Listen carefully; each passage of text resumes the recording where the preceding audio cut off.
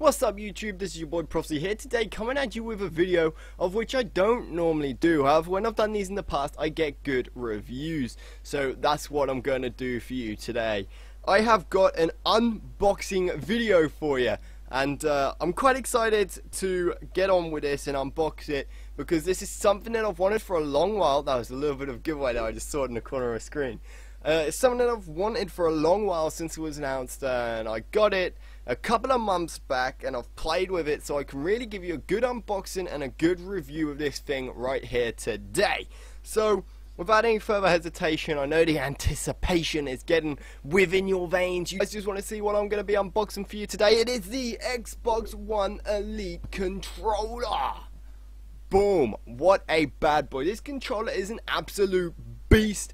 Honestly, like I said, I've played with it now for a little while. It is just tank. I love it. That's why it's slightly open. I couldn't get everything back in the box, but when I first got this, I didn't think about doing an unboxing. It came to me literally this morning when I woke up. I was like, this controller's so good. Why don't I not unbox it and express how good it is to the people on my channel?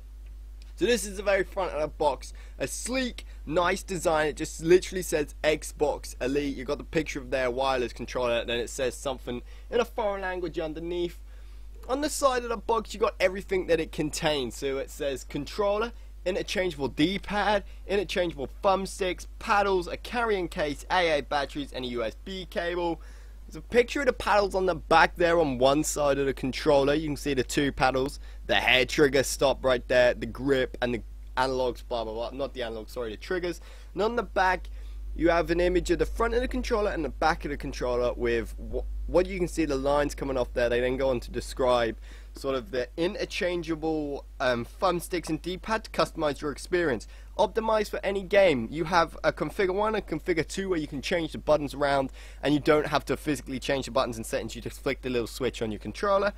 Fire faster with a hair trigger, locks unload to more quickly, and achieve greater control. Play flawlessly with interchangeable paddles and rubberized diamond grip. So without any further hesitation, that's the outside of the box. Let's jump into the inside of the box. Top of the box just slides off. I can't do it one-handed, like so. And you are revealed with a pretty damn beast looking carry case. You can see it's a nice sort of like cloth material with a nice rubberized Xbox logo right there. And I'm not sure if you'll be able to hear this, but that is solid. It sounds solid. It physically is solid. But it's a nice case, and we'll get into what's inside the case in just a second. So the rest of the box is like this. You have a little pull-out bit there. You have the charging USB cable. Now this USB cable is really cool. It's black and green. I'm not sure if my camera will focus in on that, but it's black and green, which match the Xbox colors, and it is super long. If I stretch my arms out, you know, there's still that much cable left, and they're slacked as well. So you got quite a long. And what I love about this is, you know, on both ends there, you have a nice thick USB cable. You then have a nice thick joint bit there to protect your cable so it doesn't bend. Look, it doesn't bend at all, unlike the iPhone chargers and stuff where they break. That doesn't bend, and it's super cool. Another thing I love about this cable is it is ultimately hard wearing. You know, if you look down on my setup, I have cables absolutely everywhere, and most of them break, and I'm always having to buy replacements. Whereas this, because of the material of it, let's just show you right now, you physically can't tie it in a knot and damage it. So let's just filter that through like that. It sort of locks in place, and now I'm trying really hard there, but there's still a lot of slack on there, and you physically can't pull it anymore, which means this cable is pretty much unbreakable. The material's sort of like a knitted in cloth, which feels really good. It feels like a metal, so it may not be cloth, I'm not 100% sure, but it feels super nice, it looks super good, and just proven, you know, it will not bend, so the cables inside it are going to last for a bloody long time, which is good, because the controller was a lot of money, and you don't want the cable breaking after a couple of months. So the cable, the USB cable, honestly gets a big strong review from me.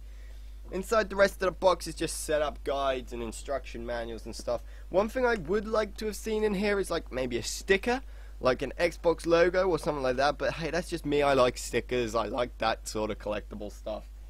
But that's the inside of the box. Now let's go on to the case. So when you unzip the case, you can open it up like so, and inside is revealed the controller. And you can see underneath there is the button, so let's just remove the controller from its case. There's 3 sets of analog sticks. The first is the very original Xbox One controller. It's quite a small height, as you can see there, and it's really nice. It's exactly the same as the Xbox One controller analog sticks as default. Moving on to the middle heighted analog stick is this one. It's a nice domed one, feels really nice, medium height, looks pretty cool too. I'm not sure if you can see how domed that is on there, but it looks super cool, it feels really good. And then the third one, which is my personal favorite, which I have on the right analog stick, is the extra long one. So this basically works as a built-in control freak. It's exactly the same as the original Xbox One controller analog stick layout. I'm not sure if you can see that, but it's extended on there, and that's what I have on my right analog stick, because like I said, it works as like a built-in control freak. You also, inside the box, have the original D-pad, so you have that one there. I don't use it. I prefer to use the cool customizable one which the Xbox One Elite controller has.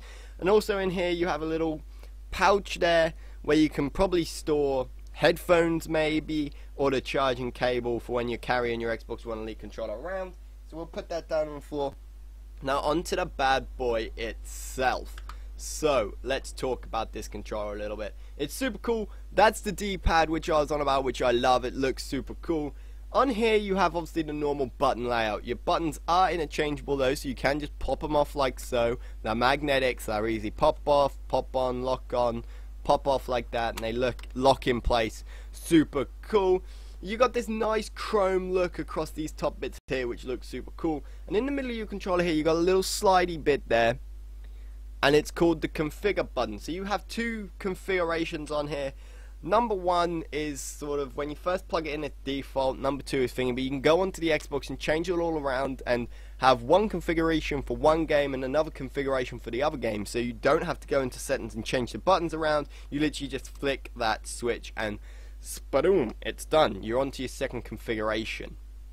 On the back of the controller, you can see here we've got quite a lot of stuff. We've got 4 panels on the back here. I have mine mapped to A and A, B and B. So the top 2 are A on mine, the bottom 2 are B. That's just a personal preference. You can have it whichever way you want. You got this super cool grip on here, which my hands sweat a lot when I play video games. Alright, and this grip, so far on the original Xbox One controller, I'll show you, it was just like that. My hands used to slip on that all the time. Whereas with this, you know, my hands are nice and gripped, and it sort of locks onto my hands with the sweat. Now, that's a little bit weird to say, but it is true. Inside here, you got your battery pack. Now, I've got the 2 AA batteries in there. However, they didn't last very long, so really I should take them out and bin them, but I just leave them on there. And that's where you got the USB cable to sort of play with it plugged in all the time. But you might be wondering what the hell these 2 little green dials are right here. I'm trying to lift it up. I suck at this camera stuff, man. These little switches here, so you can see they can go up or they can go down. Now when they have them up, you see the trigger goes all the way down. You can see that right there. The triggers go all the way down on both sides. And when you flick them down, now these activate the hair triggers. I was trying to think of the word there. So as you've seen, the triggers go all the way down when they are up. However, when you pull them down, the hair triggers are activated, and you see the thingy doesn't go all the way down. So let's show you on this side. Trigger goes all the way down, flat down. On this side, where the hair triggers activated, they go down half of the way.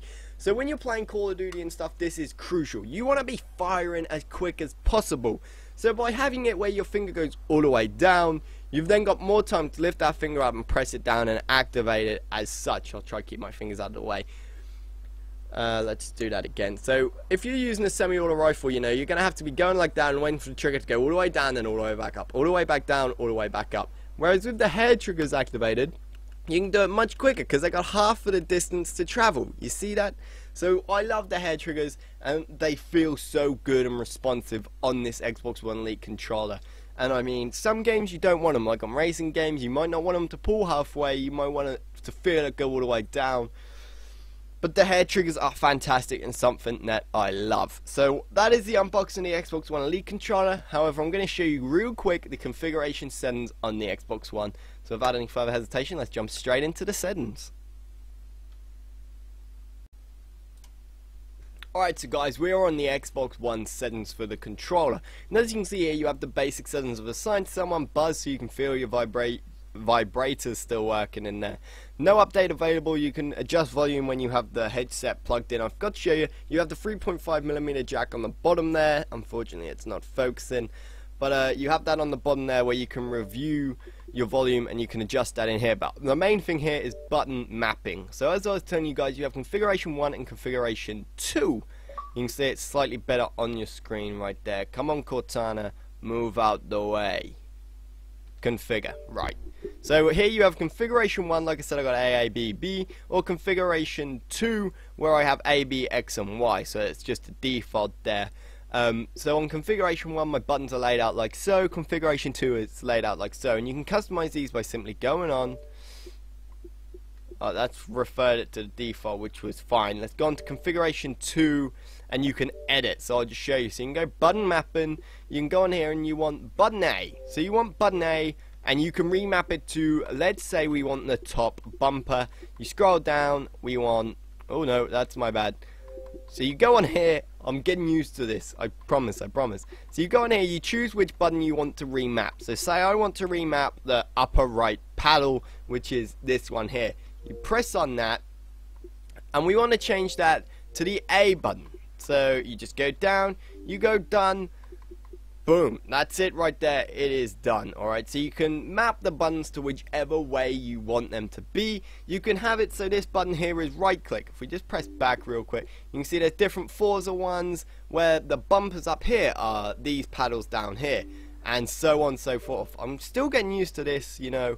You have the Gears of War where you can have your D-pad configured down there. You have Halo where you can have the right trigger remapped. You can have the right click, the left click, that sort of stuff all mapped into the controller, which I think is super cool, and it's a feature which Xbox have done fantastic on.